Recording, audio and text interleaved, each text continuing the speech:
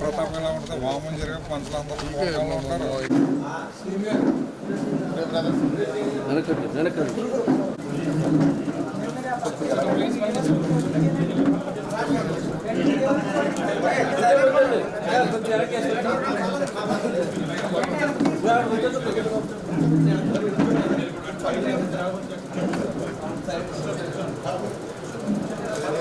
ఒకే ఇంట్లో 10 రోజులు ఉన్న హౌసెస్ 13,000 కోట్లు ఉంది. 13,000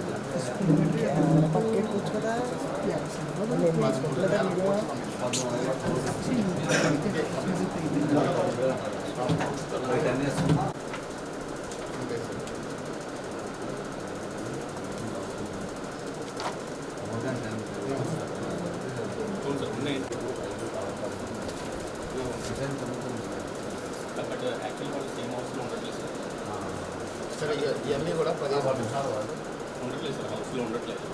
వాటి ఏంటంటే సేమ్ హౌస్లో పెట్టుకున్నాయి. వాళ్ళు ఫార్మేట్ ఇస్తే వాళ్ళు మారుస్తారు. బట్ ఫార్మేట్ ఇచ్చి ఆల్రెడీ కన్వర్ట్ అయిన డిస్కషన్ అవ్వాలి. ఇప్పుడు వాళ్ళు మీరు అంటారు ఉంటున్నారు అంటే కాదు కదా సార్, ఉంటున్నారని వాళ్ళు చెప్తున్నారు. మేము డోర్ టు డోర్ ప్రతి వాటర్ను వెరిఫై చేసాం. వాళ్ళు ఉండట్లేదు, కొన్ని చోట్ల ఉండట్లేదు, ఉన్నారు అని చెప్తున్నారు అంతే. అదే తీసుకుంటున్నారు. అంటే వాళ్ళు ఎక్కడ ఉన్నారో తెలియదు. ఆ డోర్ నెంబర్కి వెళ్ళి వెరిఫై చేసాం సార్.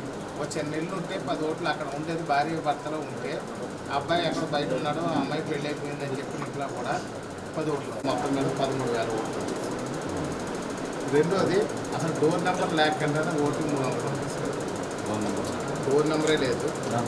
వాళ్ళు ఉన్నారు అక్కడ సార్. సపోజ్ లో ఒక అక్షరం మార్చి ఓట్లు వేసుకుంటే 3,000 ఉండేది సార్. ఇదేమో 9 ఇది మోర్ దెన్ 10 ఓట్స్ సార్. ఒకే ఇంట్లో ఎక్కువ ఓట్లు ఉన్నాయి సార్. ఇది ఇంకోటి వచ్చేసేసి డోర్ నెంబర్ లేకుండా ఓట్లు ఉన్న లిస్ట్ ఒకటి సార్. ఇంకొకటి వచ్చి ఒకే పోలింగ్లో 2 పేర్లతో పెట్టుకుని 2,500 లిస్ట్ ఒకటి సార్. ఒకే వ్యక్తికి వేరు పోలింగుల్లో పెట్టుకుని 1,800 ఉన్నాయి సార్.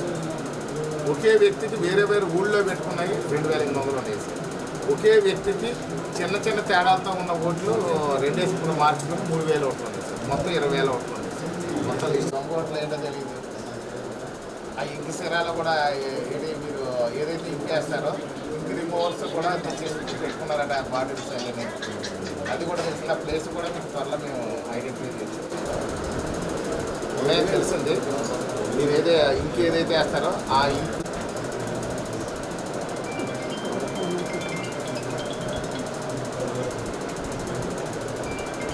కాస్తున్నారంటే ప్రజలందరికీ అర్థమైపోతుంది. చాలా దారుణంగా ఉంటుంది. తర్వాత అధికారి పరిస్థితి పట్టి మామూలుగా ఉండదండి. 7 ఎలక్షన్ చూసామండి. ఎంత అన్యాయమో, ఎంత మోసమో, ఎంత దంగోడు కడుతుంది. దంగోడే పుట్టారు అందరూ. అధికారులు కూడా బతకలేరండి. ఇదే గవర్నమెంట్ ఉంటే అది మీ అందరూ ఆలోచించుకోండి.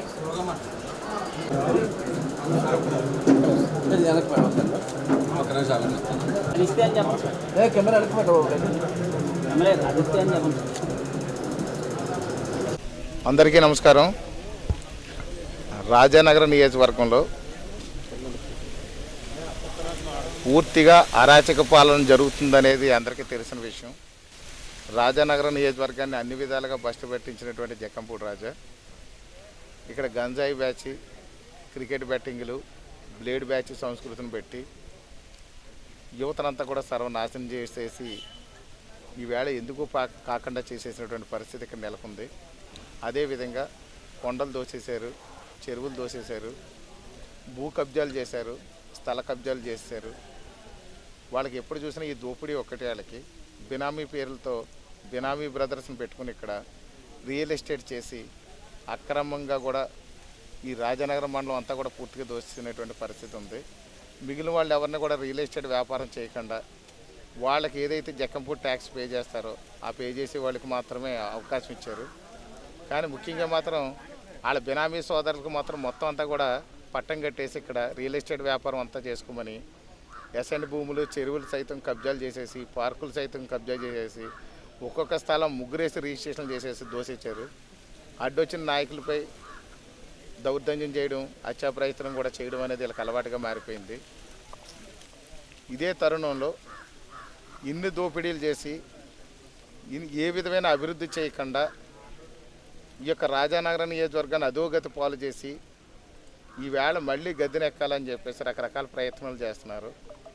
అందులో భాగంగానే ఈరోజు చూస్తే రాజానగరం నియోజకవర్గంలో 20,000 దొంగ ఓట్లకి తెరదీశారు వీళ్ళు.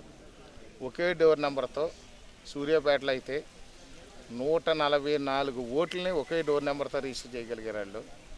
అదేవిధంగా చూస్తే ఇక్కడ 4 రకాలుగా కూడా వీళ్ళు తెరదీశారు. ఒక్కొక్కరికి 2 ఓట్లు చొప్పున రాయించేశారు. ఒక్కొక్కరికి 2 ఓట్లు చొప్పున రాయించి అలాంటి ఓట్లని సుమారు 5,000 ఓట్లు రాయించేశారు వీళ్ళు. చిన్న చిన్న తేడాలతో మార్చుకున్నారు వాళ్ళు. ఒక వ్యక్తి రామకృష్ణ అని ఉంటే ఒక దాంట్లో రామకృష్ణ, ఒక దాంట్లో రాము, ఒక దాంట్లో రమేష్ అలాగేదో మార్చుకున్నారు. అలాగే ఇంకొక ఓటు చూస్తే శ్రీనివాసరావు అని ఒక పేరుతోని, శ్రీను అని ఒక పేరుతోని, శ్రీనివాస్ అని ఒక పేరుతోని ఈ ఓట్లు రాసేసుకొని వ్యక్తి ఒకడే, తండ్రి ఒకటే, డోర్ నెంబర్ ఒకటే, ఆ విధంగా కూడా 5,000 ఓట్లు రాసేయడం జరిగింది. ఒకే ఇంట్లో 10 ఓట్లకు మించి ఉన్న ఇళ్ళు చూస్తే మొత్తం అంతా కూడా జనసేన, టీడీపీ కార్యకర్తలు, నాయకులు వెళ్ళి ప్రతి డోర్ నెంబర్లో కూడా వెరిఫై చేస్తే ఆ డోర్ నెంబర్లో ఉంటున్నారా లేదా అనేది చూసుకుంటే ఆ డోర్ నెంబర్లో మనుషులు లేరు, కానీ ఓట్లు మాత్రం 10కి మించిన ఓట్లు ఉన్నటువంటి అన్నీ కూడా మేము చూసాము. అవి 13,000 ఓట్లు ప్రత్యేకించి ఉన్నాయి. ఆ డోర్ నెంబర్లో లేవయ్యి. ఆ డోర్ నెంబర్లో చిన్న ఇల్లు ఉంటే భార్య భర్త 2 బిడ్డలు ఉన్న ఇల్లు చూస్తే అలాంటి చోట 10 ఓట్లు, 12 ఓట్లు, 13 ఓట్లు కూడా రాసేసారు. రాస్తే ఆ ఇంట్లో చూస్తే చిన్న ఇరికింట్లో కూడా 10 ఓట్లు ఎలా ఉన్నాయని మేము వెరిఫై చేస్తే ఓ తల్లి, తండ్రి, 2 బిడ్డలు ఉన్న ఇంట్లో, ఓ చిన్న చిన్న పిల్లలు ఉన్న ఇంట్లో కూడా 10 ఓట్లు రాశారు.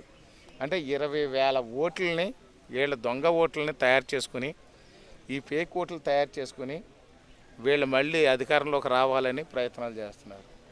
అంటే జగన్మోహన్ రెడ్డి గారు 175కి 175 గెలవాలంటే ఎలాగనేది ఇంతకాలం ఎవరికి అర్థం కాలేదు. అంటే ఒక్కొక్క నియోజకవర్గంలో సుమారు 25,000 ఓట్లు కానీ దొంగ ఓట్లు కానీ రాసిస్తే ఖచ్చితంగా గెలవచ్చు అనే దాంతో ప్లాన్తో ఉన్నట్టున్నారు.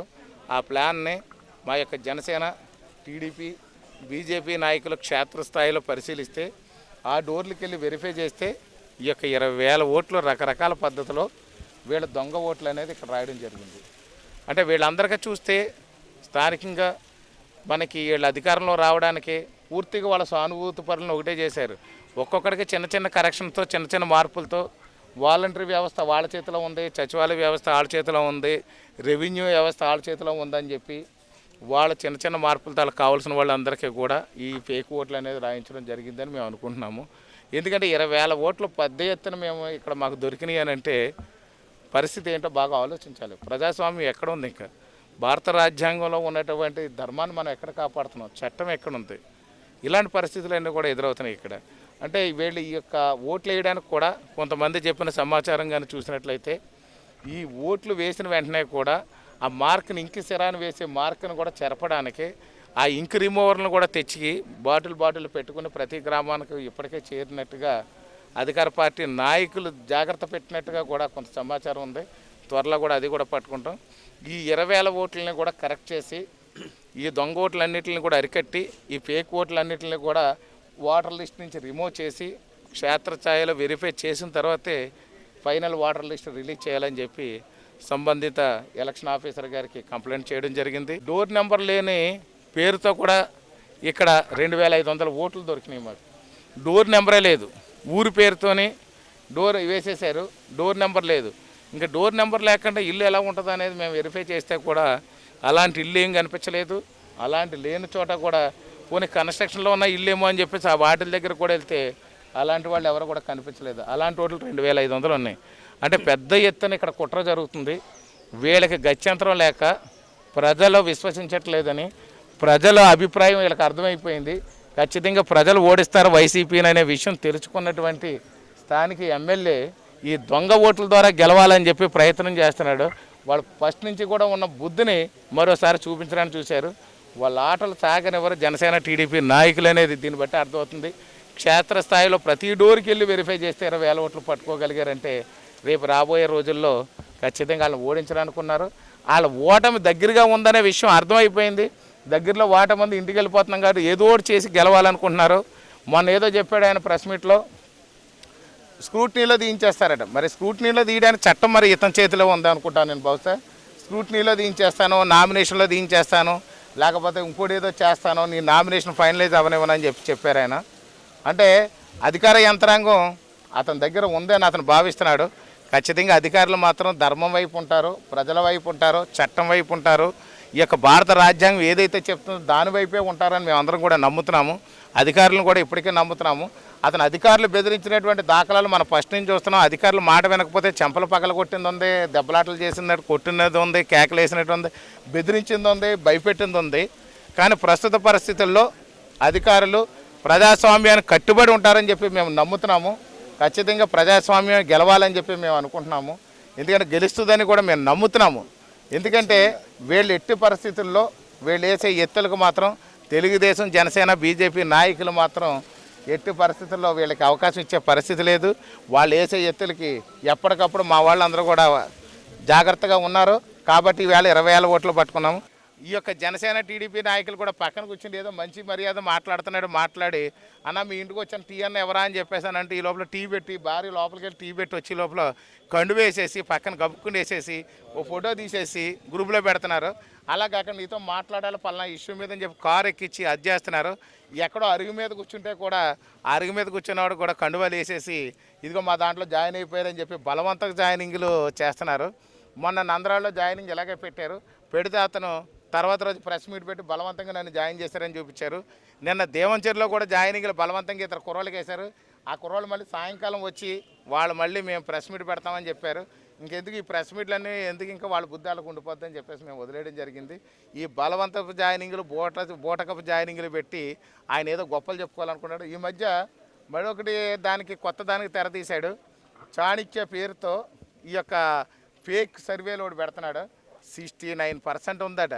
అసలు 69% ఓటు బ్యాంక్ ఒకళ్ళు రావాలంటే జగన్మోహన్ రెడ్డికే లేదు. ఇతను 69% ఎలా వస్తుంది? చంద్రబాబు నాయుడు గారు కూడా వీళ్ళందరూ కష్టపడితే వస్తుంది 69% అనేది. కానీ ఇతను 69% అంటే 70% వెళ్ళకుంటే 30% టీడీపీ జనసేనకు ఉందట.